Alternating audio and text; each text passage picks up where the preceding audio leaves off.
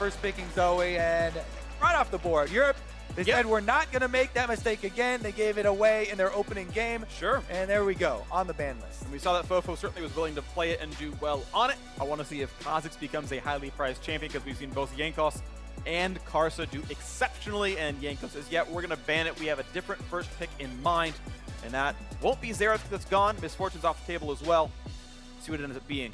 Yep, these bans, all we've seen before, as starting to kind of solidify here, only 2 days in. But the Tahm Kench, we've also seen him rise in priority, but not quite all the way to first pick status yet. Yeah, but that was kind of the inkling as you start thinking about all the matchups and whatnot. If you're going to play a tank support, Tahm Kench tends to win the matchups, and he's resilient enough into the poke ones that he seems to do okay. There's so many things, because everyone always will point to, oh, he can take people out of CC. And yes, that is important, you know, in this meta and saving people from all the long-range poke, but also the ability to, you know, take someone else a long distance really does help out with the meta game right now. You know, the long lanes and the side lanes are super dangerous for most people. Tahm Kench can both attack the enemy's side lanes if they get ahead, or, you know, try and defend their own if they do have to play some defense here. Gnar and Azir, though, super strong solo laners locked in for the LMS.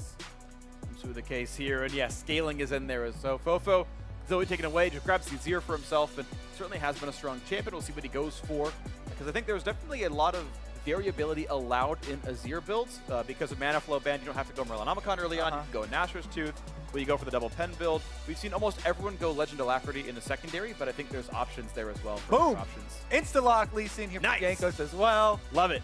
See if he's going to be able to get some similar kicks to Levi this time around.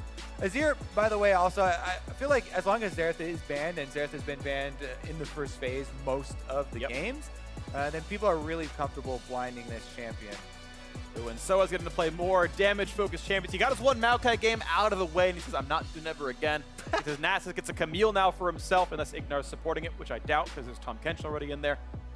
So Camille for Soaz gets to go play some dynamic League of Legends and battle Ziv up in that top lane. I really do enjoy it into Gnar as well. She gets to choose her timing here, you know, trying to land that stun in the mini form, knock him out of hops and stuff. See if he gets some jungler attention, though. They've already shown the Lee Sin, so they're like, hey, we have the possibility of camping this lane and trying to get a split pusher ahead. What you gonna do about it? Don't know what they're gonna do just yet, but also Europe right now lacking in magic damage, so we'll see if LMS can pinch the mid lane pool in any meaningful way at all, or if they look at what kind of marksman Reckless plays down there, as the bans have yet to really come through. LMS to make the first choice, and they are going to get rid of Orianna away from Power People, continuing that target ban at his pool. Yeah, you know, Malzahar, Lux, Talia, all these things are still floating around. And those are possibilities. But as far as the overall team composition for LMS, if we look at that one first, they're setting up for, as you said, first, strong scaling, but also just very solid 5-on-5 fights here. Sejuani plus Gnar, really strong front line. Azir himself is already a strong back line. So we'll have to see how they round it out with, because more of the lethality 80 carries are finding their way onto this ban board. But as we've already seen, Tristana is still very much viable, and there are plenty of options left. So wait to see what comes through on this one. Comet Ash, unlikely, but you know, it's, I guess also there was an opportunity. As the final ban's coming through. Yet no Varus, no Jhin. Misfortune's already been banned before. See what comes through. Yeah, I mean, Ash for me loses a lot of priority when Tahm Kench is on the board. He's just so annoying. You finally are like, I hit a good arrow! And he's like, nice job hitting that arrow, buddy. It doesn't matter. You know what I find interesting, actually, is certainly Comet has raised a lot of value for the Jins and MFs and Varus of the world. Kallista's basically unpicked. Like, Kallista, just like Trist, are basically unchanged, and Trist getting played and Kallista's not. Kallista was 100% pick ban at Worlds after the play-in stage, actually, for the entire thing, I think. And then she's like, no, we don't care anymore. No one cares about Kalista at all, unchanged entirely. Yes, okay, the game around her is a bit different, sure, but I think it's very fun to have a champion go to 100-0 with no changes. And Tristana is still back. Yeah, Tristana's not gone from 100 to 0, maybe 100 to like 85. I mean, she went from 85 to about 30%, right? She's in some of the games here in this one. Obviously a very strong champion, certainly one of the safest conventional marksmen. Breck is going to answer this with a Xayah, though, which I actually quite like as well. I'm pretty sure you can if you play it right, you can outplay explosive charge with the ultimate and dodge the damage, which is kind of fun. Yeah, it's weird that they banned out the Rakan right before. That's true. Before though, because we had not seen either of those champions popping up in preseason. Ooh. Similarly, mid lane Kog'Maw for Power of Evil. That's gonna be fun. You were riding off the support. It could go anywhere. Could still either be a Camille as well. We could have a Tom Kench top lane. Tom Kench top lane, Camille support. All right, sure. I'm sorry, Freak. I'm just throwing Kog'Maw top, Tom Kench mid, Camille jungle, Lee Sin support like in solo queue. Karma gonna come through in for the support role, and I think it's gonna be fun. This was probably gonna be Ultimate Hat Karma, and if you haven't seen Ultimate, especially to Janna, Karma would have been cooler. Janna, of course, still very, very strong, but this is a super defensive lineup for two marksman-esque backliners in a zero. Whoa, whoa, whoa, whoa. You're trying to say Janna is not exciting, Freak? She's not interesting? I think she is interesting. I think, because this is, for those who don't know, this is rework Janna, right? If you watched Worlds, Janna was dumb and uninteractive. Janna now has a lot more damage in her kit. Her shield is a much longer cooldown early game, and is more interesting to watch. And let me just emphasize that, because you hit the tip of the iceberg here, and the Aerie, we are also still pre-nerf Aerie here, aren't we? No, this is normal Aerie. Okay. This is 723, which is with the nerf. Even with regular, even with the non-busted Aerie. Current Aerie. Aerie. Still, if you W spam people with Janna currently, it hurts. a lot of damage. And we'll see if they're able to get that bully lane off the table here, because Tristana, as we said already, can go for those all-ins. All right, post-mini rework Janna, lots more move speed on her own kit. And yeah, W is a big source of power of the champion. See how it goes up against Xayah, Tom Kench in the bot lane. Gonna be a fun one here as the coaches shake hands. And, well, there's a chance this is the last game that the European All-Stars play here at All-Stars if they do not make it into the tiebreak. LMS with a win, 3-0, will top their group for sure. No one can touch them if they can do that. Let's see how they do with double frontline, super defensive support, and Trist Azir. BB and Fofo gonna be the hard carries this game damage-wise. Yeah, I mean, honestly, Europe is looking for some early action here. They want this game to look like a preseason game, get some all-star plays going. Jankos is on Lee Sin, First Blood King. Let's see if he lives up to his name. Karsa was paying homage to him in the Champion Select. Yeah, it's going to be a fun one as we load ourselves into the game. And I have something I want to look at very quickly as well as soon as we get the stats in this one. Is Power of Evil going Presence of Mind Kog'Maw? On kill or assist or level up, you refund all mana cost for 5 seconds, which means in a team fight, PoE can chain ults for basically ever, which on a champion like Kog'Maw or Cassin, it's a really big deal. Once I get those stats, I'll let you know if it happens, but I really hope he's doing it. And he, too, has Aerie, even in the nerfed form. Get a lot of value out of that on Kog'Maw. It's very easy for Kog'Maw to proc it. Basically, the Aerie, as soon as she makes her return trip, you're looking to get it off again and tag the enemy. Fofo will be trying to dodge as much as he can. Another thing we touched on in Champ Select, we were like, okay, whenever Xerath is banned, we're expecting the blind Azirs, but because the only thing he really used to worry about was poke. But Kog'Maw here, especially mid Kog'Maw, extremely strong poke, and we'll see if Power of Evil will be accurate. And he is going Presence of Mind in there. We got the stats in, so that's awesome. Marksman Precision Secondary, Presence of Mind, coup de grace. He can snipe things out, and he can just start snowballing in a team fight. And yeah, playing another sort of secondary poke champion in the role. Rugger's running Fleet Footwork on Xayah to start the match a bit better, getting the reworked Warlords. Quick stun now on Azir in the top lane. Q's gonna land, and they force a 1 minute 25-second flash out of Ziv in the top lane. Oh, you said they were looking for early action, buddy. Yeah, and they got some early action. Now they're going to go with the red buff start. Steal this one away as well. Look like they're trying to get some room for Camille to work with on the top side. And BB is running Ravenous Hunter on Tristana, by the way, which certainly, yes, affects her E active and passive, but again, affects static Shiv. So as soon as you get to be a sort of static Shiv, if you crit a mini wave, you'll get a couple hundred health back on that. And feels pretty good, so a way to get some sustain in Tristana, even in a slightly weird way.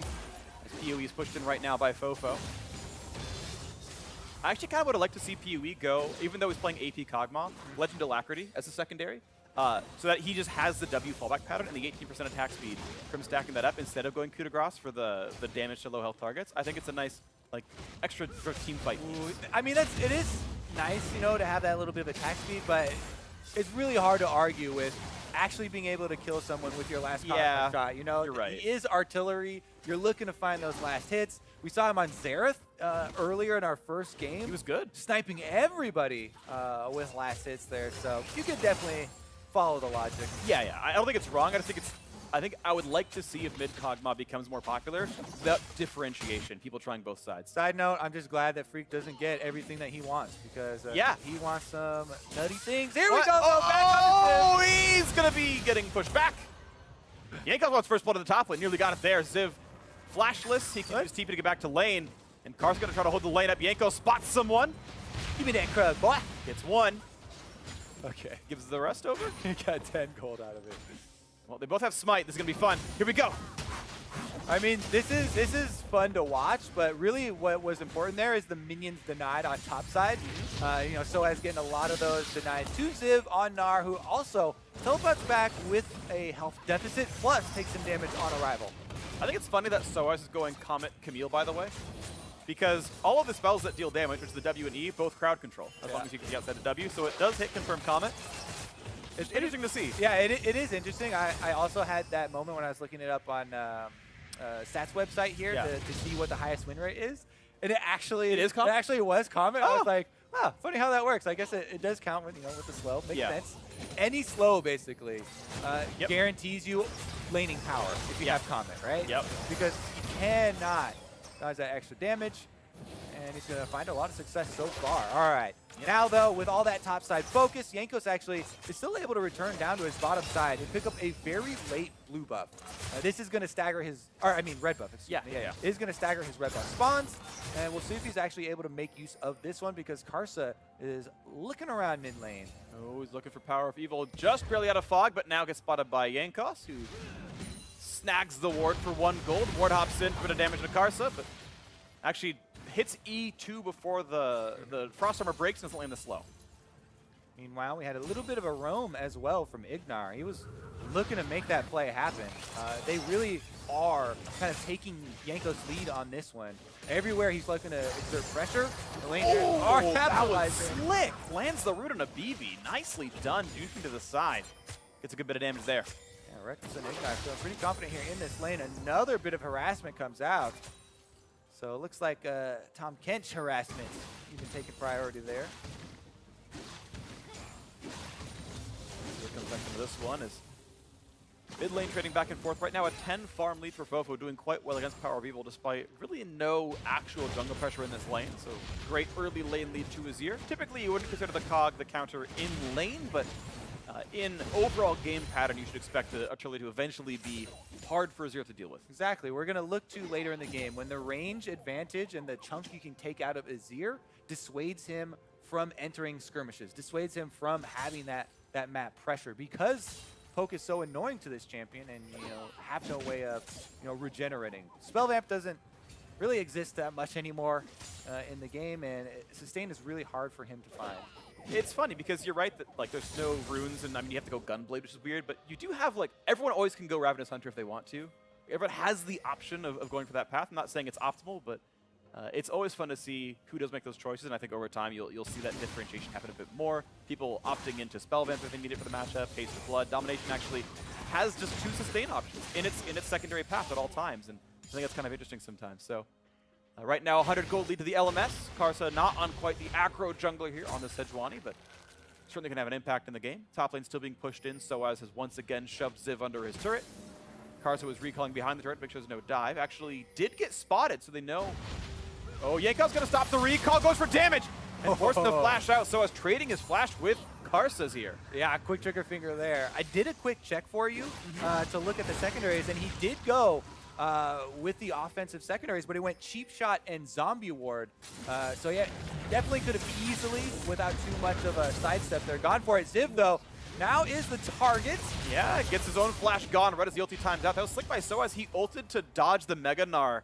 Gnar, it's called, actually, which makes it awkward, but did get away from the ultimate with his own ult. That was nice.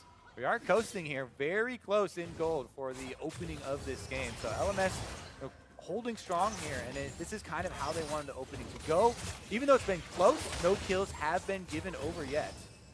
Absolutely the case here. Right now, though, it's bot lane is going back and forth. 5 CS difference doesn't mean very much right here. They're trading quite nicely. Again, Reckless going for a very sustained focus build. Doran's shield went fleet footwork as well. He wants to not die in lane, and so far he's surviving it. But that is less team fight power down the line. It's interesting because I was just talking to Reckless yesterday. We had him on the analyst desk for a little bit, and this was one of the topics that we were able to, bring up with him. And he was talking about how a lot of things people shunned at the very beginning of preseason because they're excited to try the new stuff still hold value. Right. And it's a lot of the points you're talking about, even though on live, 3D footwork is much better. He said that it's still valuable in these cases where you're really relying on sustain. That is still the source, even though it's not as quite as strong as live. Well, actually, we might have a dive here. So let's talk about Soaz. Soaz, no summoners, no ultimate, not any way out at all. First blood comes through for the LMS, courtesy of Karsa. Bottom side, they're looking to answer. Yankos. BB not going to get rooted up. Nice ulti, gets in the way as well. The flash out from BB makes sure there's no kickback to be had. Yankos flashed it and out there. Sword Art with the D9 here, and LMS are on the board. They got the first blood kill. Plus, that's going to allow Ziv to continue pushing. And the worst news of all, Soaz teleport not quite back up yet. I guess it's not the worst news because, what is that, a few more seconds left on the cooldown. Yeah. And after he revives, he should be able to get up there.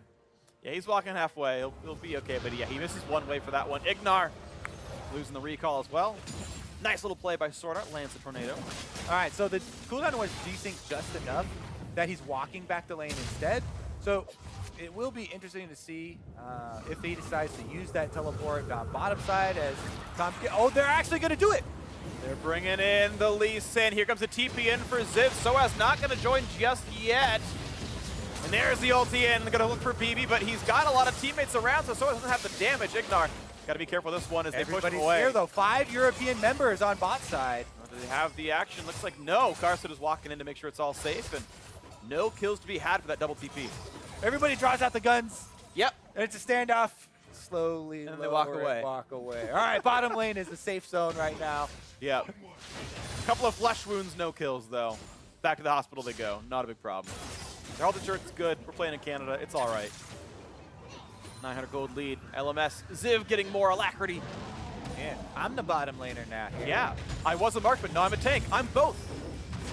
Going to be able to get a decent amount of the last hits, but Reckless going to push him off eventually. They are committing to this swap, though, as BB and Sword Art are on the top side. Tristana, you're always going to talk about BF Sword swaps, right?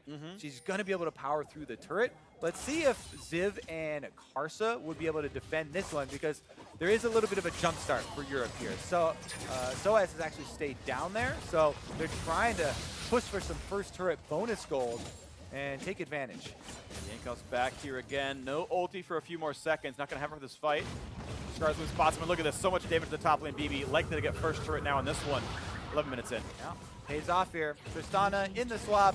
BF Sword and Berserker Greaves. Perfect for turret killing. Oh, yeah. Janus Shield even helps out a lot, and they're able to capitalize.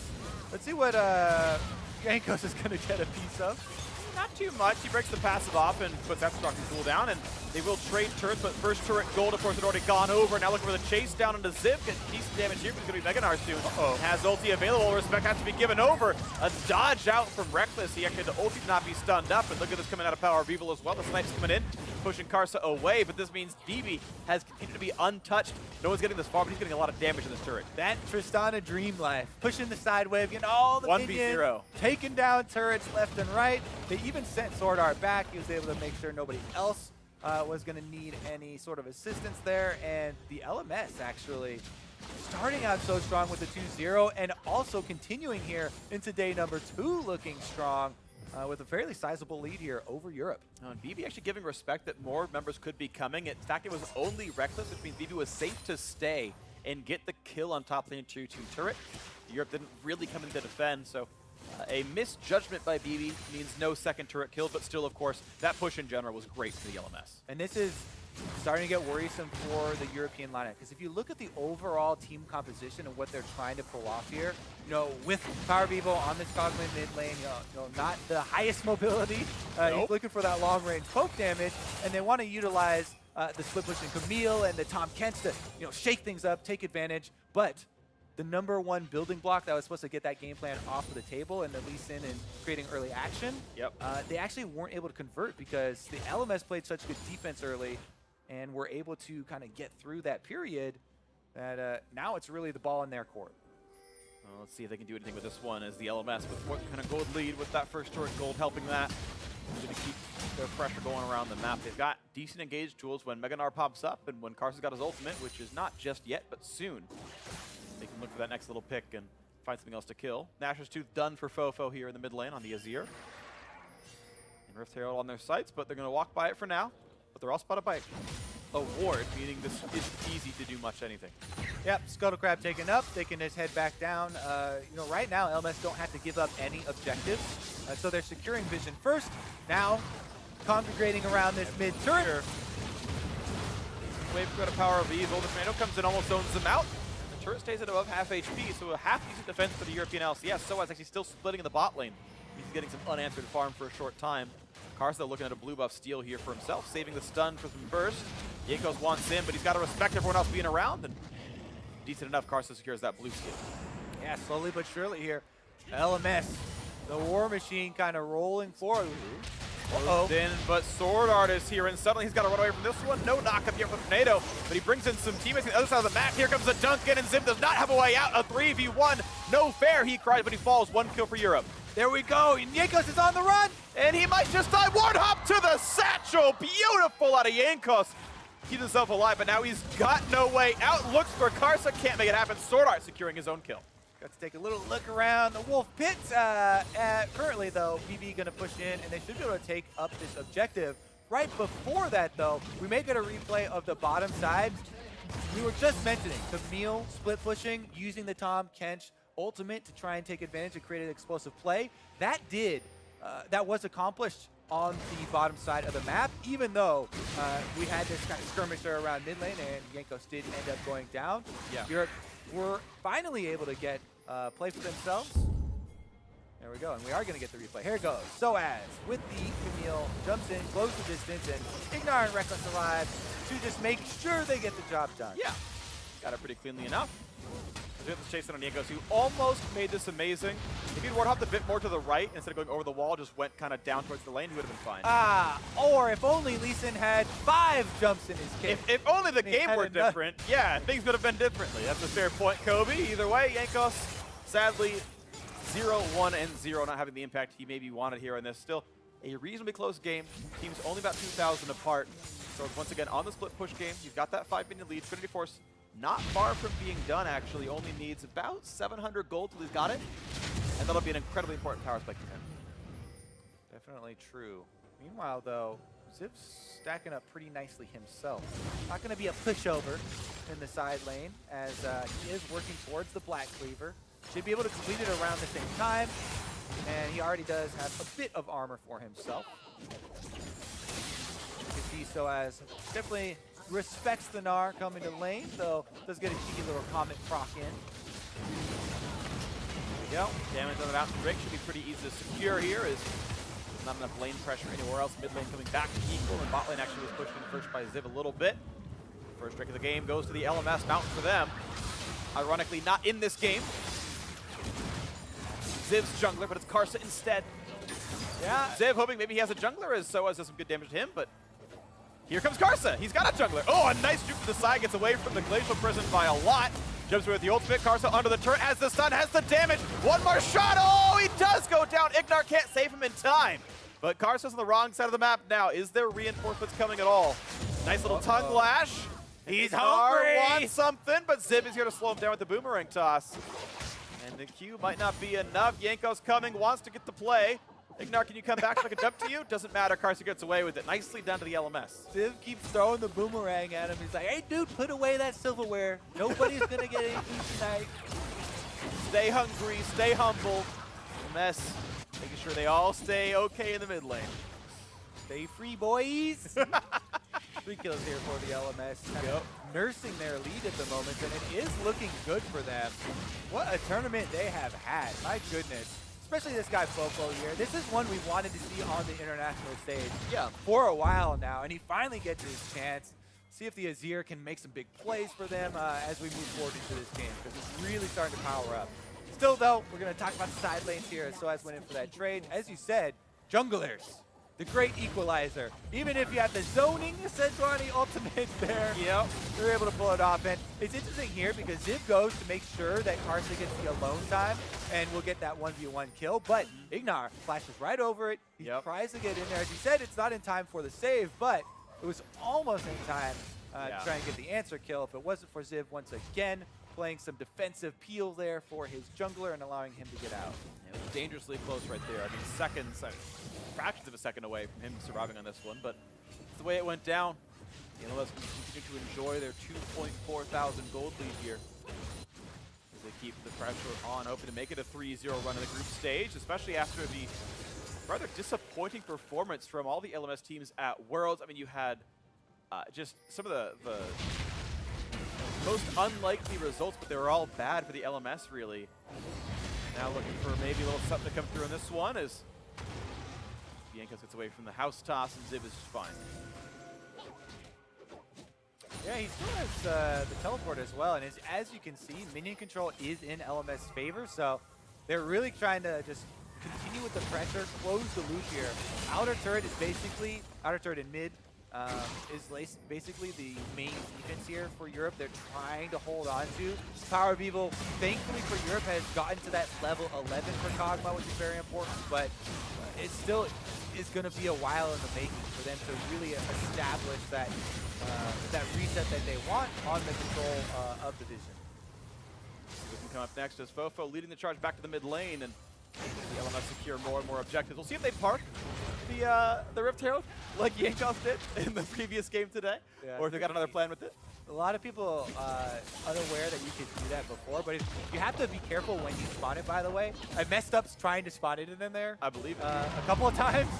It's hard to get her to her new home behind the Krugs, but it opens up a lot of interesting strategies. Because as funny as it is, it actually could be a very viable strategy. We mentioned, you can put pressure bottom lane, if you are the blue side and try and do some sort of Baron shenanigans, but it also has very important BM ramifications.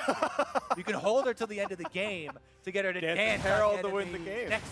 So beautiful. The options are limitless. That's amazing. I think the first time I played against the new Rift Herald, they were very obviously summoning it opposite Baron, and I had TP down. I'm like, it's okay though. I'm gonna fight Rift Herald though. Make sure you don't lose bot lane. 3-6 turret. Knowing they're gonna do Baron, it's like it's okay. I'm gonna save this turret. You guys just 4v5 that. They didn't 4v5 it. I made the wrong choice. But that was my first experience with Rift Herald. It's alright, dude. We all make mistakes. Yep. Okay, let's see what comes in next. Is LMS just playing a slow, controlled game, and it's kind of no surprise for this squad. And look at their pedigree. A 4-kill game in 20 minutes. Look at the Baron setup. It is alive, and see if they get the wards for it. Yeah, people are always looking for the right combination coming out of the LMS.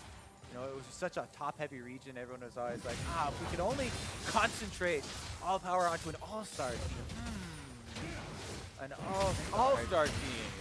Interesting idea. For the mid lane, 2-time MVP Fofo.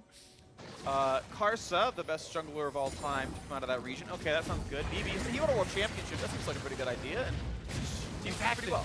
You can see Rift Herald in her natural habitat. The mid lane, chomping on her natural predator prey. Turret? Yeah, the turret, mid lane outer. I feel like 80% of all Rift Herald turret kills are mid lane outer. Yeah, I would also say like 90% of Rift Herald turret kills like that are suicide missions. She gets taken down right after. Immediately. Honorable work though. She's always objective focused. Honorable Sudoku. Looking for. He's gonna be okay. They're all staying alive, and now Power of Evil forced to run a little bit back. He's gonna be fine though. But still, the turrets continue to add up. LMS with a not too flashy, but still very useful kill on that top lane, or sorry, mid lane outer. Of course, top lane 2-2's already gone thanks to BB's efforts earlier on in the game. Now Soaz wants to tower dive Ziv, but gets charged a bit low. Now 9.5 HP. Is actually running absolute focus. The stats when you're almost full HP, and that's kind of been disabled now. Jankos kicking back the other jungler, gonna ward off back to safety. As they just trade some damage, and Europe runs away. Yeah, Europe, they still need to go ahead full steam with this split push strategy here with Soaz on the Camille. Trying to create that pressure and looking to pick people off. Ignar and Tom Kench has been extremely good in pulling off the plays they're looking for out of him. It's just a problem of the LMS squad is such a stable lineup here with the double front line and the super protected back line if you look at backlines and you're like, okay, people who can peel for themselves and scale great in the late game, those are the two primary champions you look at. Vizier and Tristana can both protect themselves, but on top of it, they've got Janna and an insane frontline. It's like, this is the most stable 5-on-5 you can almost assemble in the current meta. So LMS is basically this grind squad that can move around, and if they assemble all parts, very hard to crack into the middle. You know, I'm kind of sad that we use Voltron and not like the Megazord, because I grew up on Power Rangers and that was like the reference to me, but it was always Voltron, which I never watched. Yeah. Same for me, actually. I had the Power Rangers lunchbox. I was all in there for the Red Ranger. Okay. By the way. What was your favorite? Definitely the Pink Ranger. Good answer. I'll be honest about that one. That was definitely my jam. Good answer. I had the TV guide with the Power Rangers on it. That was good. Kept that one for a while. Meanwhile, we've got the guide as far as the standard standard item builds here for LMS as well. Yeah. Not only do they have the 5-on-5 super strong team comp, but crit coming in here from Tristana. Tank items coming in from the jungler. Sejuani has crit reduction already, and there's not even an Infinity Edge on Reckless, so Karsa's going to be extremely tanky, difficult to take him down, and he'll be right on the front line. So LMS coming through with the objective focus now, even with Scuttle Crab taking over around Baron. One thing I'm a little surprised by, although I think it's interesting, it's still good, is Sword Art. He's got the redemption for himself, and there's a lot of good active items on support. He's not going in Genius Hunter, the activating CDR talent or rune in the domination path, but he's actually just gone Magical Footwear and 5 CDR Cosmic Insight. Yeah. But that's fine. Of course, that's still very good as well. Janna benefits from the extra boots you get out of running for the free boots. That's going to feel pretty good for him as BB comes back to join the team towards this top side of the river. This Baron still waiting to be killed, but with double Mountain Drake, you know it's going to be fast through Nazir Tristana. Power Fuel pushed away again by Fofo. He has not gotten inroads in this game. Yeah, Fofo has been quietly keeping up the pressure around that mid lane. Nice CS for him. And more importantly, the control around this Baron, because even though we're only almost 25 minutes into the game, that's a very viable option, and here they go. And they're going to two-man it for now. No vision at all. You can see the rest of the squad. Doesn't matter. Double Mountain Drake with an Azir DPS. Like, oh, okay, they were on it. Okay, it's fine. It's good. They walked away. It's cool. Throw 2 members at that sucker, and you really have to respect it. Europe, though, got their wits about them. They know that with 2 mountains, this is definitely going to be a pain point for them. Soaz also feeling the pain now. And he has to flash away from Ziv, can no longer handle the 1v1. He can kind of pick it too. He's got no way out. 2 more attacks will do him in, but only one lands the boomerang from Fog of War. Ziv no scopes him for the solo kill. Ziv has been the all-star top laner for the LMS for so long. He's able to take down Soaz here in that split push game. Split push, by the way, is the hope for Europe. So that one kind of being dashed here. Now it's just up to the LMS. They have so much control of this game. Group up. They can try and bait around Baron. They can even wait for the minion wave to get down to that bottom turret. Ziv could knock over the last outer turret for themselves, and they're doing both at once. And they're going to go for this one pretty easily. Who's going to stop them? Europe's going to try, but can they even show up in time? Redemption make sure they have the health, and look at that. Baron secured cleanly by the LMS All-Stars. And here comes Ziv around the wings as well. Ignar going to be slowed. Power of Evil going to get chomped up. The flash over the wall to get away from the Sejuani. So nicely played by Ignar. PoE comes back in for a bit of poke, but lands none of it. LMS clean on the execution here. All right. Checkbox number 2 done here for the LMS. Now that they have Baron, they can press really deeply into European territory. We want that fight again. Yeah, Ziv has a frozen mallet now, and as soon as Soaz misses the stun, he is actually just dead immediately. Yeah, because no way out. He's slowed on arrival there. Ziv immediately, really nice boomerang. He threw it along the trajectory, the only trajectory from the point that Soaz chose to go to on that wall. You can see the immediate boomerang comes out. So really intelligent there from Ziv. You can, once you're locked into that animation, unless he's going to jump somewhere else, in which case you're not in danger, you throw your boomerang right along that straight line. And you can see it turns out so well for him. Chases down the kill, spends his flash, and is able to right the ship here for LMS. Ooh, look at the play. They do pull in Fofo. The cage stays alive, but the rest of the squad's coming. Karsa actually chases away Soaz in this one. At half HP on Camille. And no tank stats to his name really at all. Has to just run away from this one. The LMS just stifling every attempt at aggression from the European squad. just so cold and calculated here. They're steamrolling ahead. Absolute control here for the LMS. They can get another turret, probably 2 more turrets before they even have to back off and grab the Infernal Drake, if they even have to give up. They're on their way to a 3-0 run through the group stage. The LMS hoping to take the #1 spot with this win for sure. Europe are do the best they can. The lead 6,000 is quite large. It's not insurmountable, but it's difficult. Another stun's going to land. This is short work for Soaz. One more shot. I'll do him in Fofo. Grabbing his first kill of the game and walks away, staying alive thanks to a shield from Sword Art. As mid lane tier 2 falls, making it 6-1 in turrets, 6-1 in kills as well. Not a lot left for the European LCS to do here. They'll need to attack whatever they can. The pushback's not going to happen. Ziv does not quite reach Ignar there, but he tried. Yeah, it's just up to Kog'Maw, puking his little guts out here. How much damage can he get out? Enough for 5 people? Not enough. No, they're just a bit of a chance here. This one is the next turret has already fallen. The inhibitor going to drop as well. 7-1 in turrets. LMS going to get a clean reset here. Yeah, actually, they don't even have enough threat on Europe to force LMS to take the Infernal Drake first. They can back with their Baron and Power recalls and get to the Infernal before Europe could even get there and steal it. So looks like they'll be able to get everything that they wanted out of this one. Here's another look at Soaz going in onto Karsa, the tank, who immediately turns around, slaps him up, and 2 kills very quickly over to the LMS carries. Just dying kind of in the sights of everyone else there. Tried to help and just did not matter. So Infernal can be picked up pretty cleanly now. LMS just adding more Pokemon to their collection, and they are actually just so eerily close to a perfect game. Only 1 turret, only 1 kill. This is very little they've given away in this game, and they have certainly looked like the best team so far at this tournament, I would say. I mean, they beat Korea really cleanly. The European game here is probably about as convincing, to be honest. Decidedly so. Here we go. BB jumps in on Soaz. And BB just blasts him in the one-on-one. It's not even close anymore. Oh, this is horrible. And I just feel bad for Soaz now. 0-5-1. Can't even fight the bot laner. Yeah, it feels bad when the Tristana is jumping into your cage here and wants to 1v1 you. Karsa, though, going to be able to get out easily. As we said, this guy is massively tanky on the Sejuani. Not perturbed at all by any of the damage that Europe has thrown out.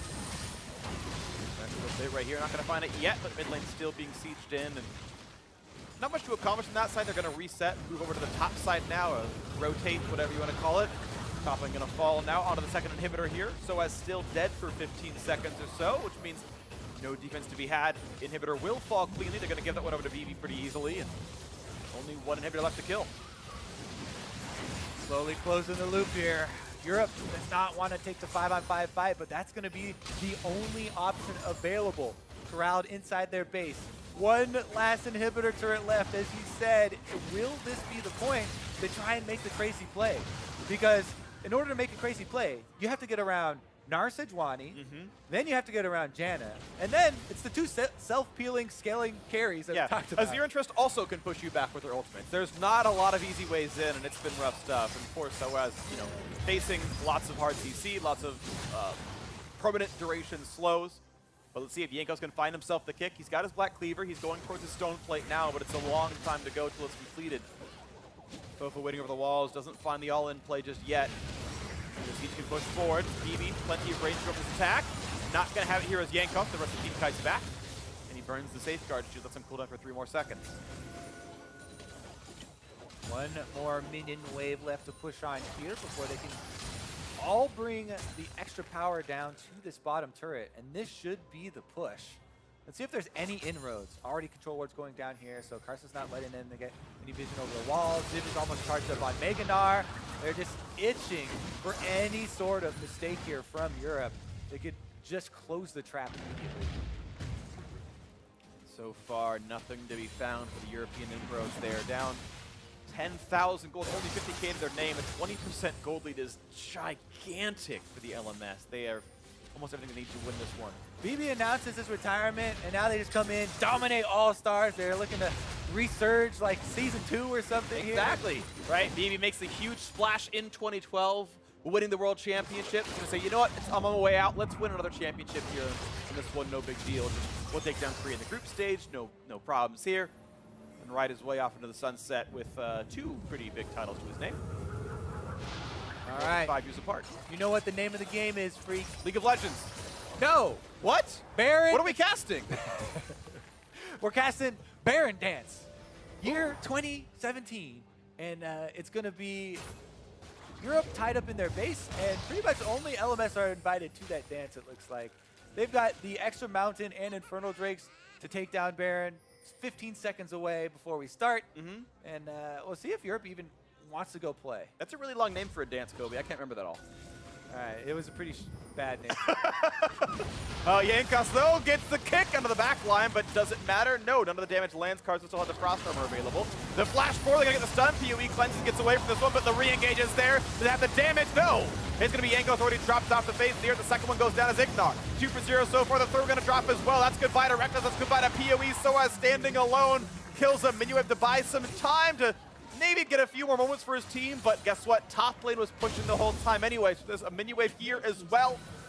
And LMS can run that one in, and look at that. Top lane turret gonna fall. The second next turret gonna drop over as well, and Soaz just gonna save his KDA to a 0.2, not make it a 0.16. Nexus falls, LMS 3-0.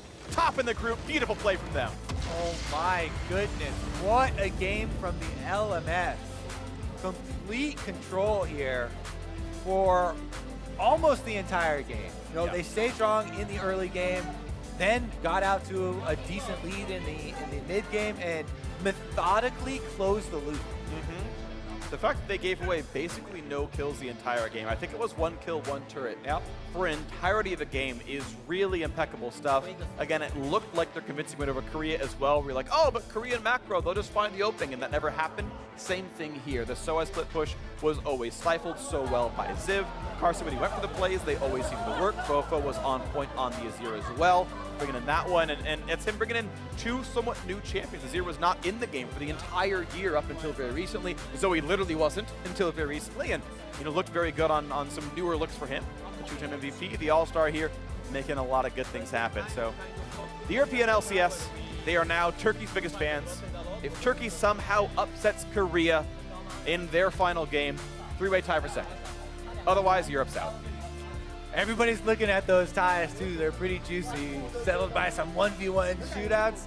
Could be exciting if some craziness does happen, but the end of the story is LMS are the team to beat here at All-Stars 2017. They have absolutely shown up as the strongest team, and everybody's going to have their eyes on them, looking towards the group stage. Congratulations to them. They're the first ones to move on. They are the first ones to move on. And speaking of people to have their eyes on, I see you guys in the crowd with the Zoe is fun and balanced signs. Shout out you guys. I agree, she is both fun and fun. Not so sure about the last word out there, but shout out to these guys. And either way, I mean, it's been a great tournament, so the LMS can now look back and say, okay, we know Sword Art made his way through. Fofo already lost, sadly, to Bjergsen, I believe, in the first round, unless I have my names backwards. But yeah, so Fofo is out of the 1v1s. Sword Art is going to play today. He's still in. That'll be fun. And of course, the LMS we know are into the top 4 of the 5-on-5 Seminars Rift as well. And I mean, this team does look sharp. Whoever they will end up playing in their first run at the other side of the bracket, whether China drops down or NA makes it in or SEA makes it up by winning their last match, any of those can happen. And, curious to see how they can start doing in best of 3s and best of 5s at the end. Yeah, and I'm curious to see if teams can push the pace against them. Like, if you're going to go with such a solid team comp that we're talking about where, late game they've got this front line, they have super reliable carries and lots of disengage and stuff, is there a team that's going to be able to actually get the early game off the ground where everyone's like, oh, preseason's so crazy, so much damage flying around. Can you convert that? Can you push out a lead? And it's also them playing another style, right? It's just like we saw from SEA. They're not playing poke. They're playing a conventional team fight comp, Azir, Trist, typical front line, and it's working very well. So fun to see more raids in the meta, what LMS thinks works well, clearly working well for them. And now to hear more about that win and secured #1 seed from the LMS, let's send it over to Pastry Time and their all-star jungler. Thank you very much. I'm here with Casa after a very strong-looking group stage here in the All-Stars. I have to ask you, how do you feel finishing first in the group and moving forward to the knockout stage? 这次明星赛的表现已经非常的优异。那你现在是以第一种子的身份出赛了，那你现在的感想是什么？就是运气不错，有打赢 LCK，就觉得运气很好而已。I feel pretty lucky to actually beat LCK, so I think right now it's just very lucky. Oh, I personally, I don't think so. I think you've been playing very well. What is it about the All-Star tournament? Is it the changes to the game, just kind of at the end of the year feeling good? I think you're playing very well. What do you think? 这次明星赛你表现得非常优异，那你觉得是有什么分别吗？是什么样的原因让你表现得如此优异？我觉得跟因为 S8的改动有一些关系，就是现在的打野英雄比较偏向攻击型的英雄，就是像李信、卡莉丝这种我比较容易掌握的英雄，所以我觉得这个版本比较适合我。So the current meta, the main reason is basically the current meta. The SA current meta is very good on some of the assassin type of champions, especially like Lee Sin, Kalista, all this kind of stuff. So that's why I was doing pretty well. And I have to say, your teammates have also been doing a good job, which is impressive, given that you haven't played together really before. What do you think of your teammates, and in particular the mid laner Fofo? 这次你总算有办法可以跟Fofo 在同一个队伍里面比赛，你的感想是什么？因为他很年轻嘛，就我觉得他是一位很有天分的就新人玩家，就虽然他也打很久了，就是我觉得他打的真的蛮好的。He's a very young player right now, and he's very talented, full of potential. So he's been played very well. Well, it's certainly been looking good. Thank you very much, Cos, and good luck in the semifinals. We are going to hit it back to the analyst desk, though, to get their thoughts. Thank you very much, Pastry Time. A dream meta for a player like Karsa out of the jungle, though funnily enough, getting their third victory here in the group stage on Sejuani this time around. So a slightly tankier choice for him here, but topping the group, the LMS squad. I mean, he's been having an amazing tournament, and the LMS as a whole has looked so good. And although people still have memories of Karsa and Maple and these guys kind of smashing in the past, it's been a while, really, since the LMS has looked this dominant. And despite the fact that it is All-Stars, despite the fact that it is kind of more for fun, it's a really good showing from them. And it was a very methodical win for the LMS, but to me, it really completes the picture for them because it was very different from the other games they played. Like you say, the Sejuani already represents a different type of team comp. This is very late game scaling team fight comp coming through from the LMS. So not the same way they found a victory most famously in that game against the LCK. And yet, there was never really any doubt in the result after a couple of early ganks and after they got ahead in the early game with the scaling advantage. Yeah, the fact that they had the Azir, the Sejuani, the Tristana, alongside a Janna, it looked like right from the get-go in the draft that Europe really didn't have a whole lot of win conditions. They'd have to win a split push, have the Kog'Maw, maybe get to level 16. But there's just so much scaling here for the LMS, and they were able to play that slower game and not allow Jankos to affect the lanes. And honestly, when you draft yourself into a comp that like doesn't have a lot of win conditions, you kind of just have to say, well, it's probably just a bad draft, right? Like when the way you talk about them winning, is the split push. When you talk about Lee Sin maybe snowballing the game early, well, it's a couple minutes into the game. The Sejuani just got first blood. Is already a level up. Is already gold up on this Lee Sin, and now the Lee Sin never gets to be as effective for the rest of the game. And it felt very early on like they were already out of it because of the picks and because of the fact that they weren't very effective in the early stages. It felt scattered because the Kog'Maw's artillery. Usually you think, okay, strong front line in front of the Kog'Maw wasn't there, so they needed to get a big split push happening. But of course, if the split push is happening, if all the gold is on the top lane of the Camille popping off, the Kog'Maw's probably going to be pretty isolated and probably going to be popping off. No, well. What's your popping though? We're still talking about ifs. Yeah, a lot of ifs had to come together for the victory to come here, and it did feel like LMS's game to lose after about 5-10 minutes. Oh, that's for sure. What's the feeling on the Kog'Maw pick, you know, in general, though? Because it feels like a substitution for a Xerath, right, in the Azir matchup where you're looking for range, but he was tickling people, literally tickling people. I know my the first entire thought, game. Zyrene, is that it felt like it was a PoE special. He's famous for the AP Kog'Maw, so it felt like kind of a hearkening to the old All-Star days where it's like, I'll show my big pick when we're mathematically eliminated, but that wasn't the case for Europe coming into this game, and it just felt like a very power of evil champion, but not the right pick in the moment. Yeah, and I think it takes way too much gold to be effective because you're looking at these items that he had on him, Archangel Staff, sitting on a Lost Chapter, then he gets Morelos, and then eventually he's looking towards like a Void Staff. Very low in terms of the penetration on that build, and it's very mana hungry, kind of relying on presence of mind to get an assist or a kill during the game. When he ends up with 0, it's like, this is not really something that I feel like is a viable win condition because of the fact that, you know, you need a big front line. They didn't have one. And then at that point, it takes too long in a sustained fight to get the damage out, and you need too much gold. There's way better champions you can be picking that can accomplish a similar thing. So I will say, obviously, it didn't work out, but if you can actually delay the game, you can get to a stage where you have infinite wave clear. If you hit level 16, get those items, you can take over. So obviously, things didn't go the way they wanted, but it's still a pick that, in my opinion, can work. LMS topping Group A here, the first of the teams to move on to the knockout stage. We're going to head to a commercial break. When we return, the Brazilian All-Stars take to the stage versus the team from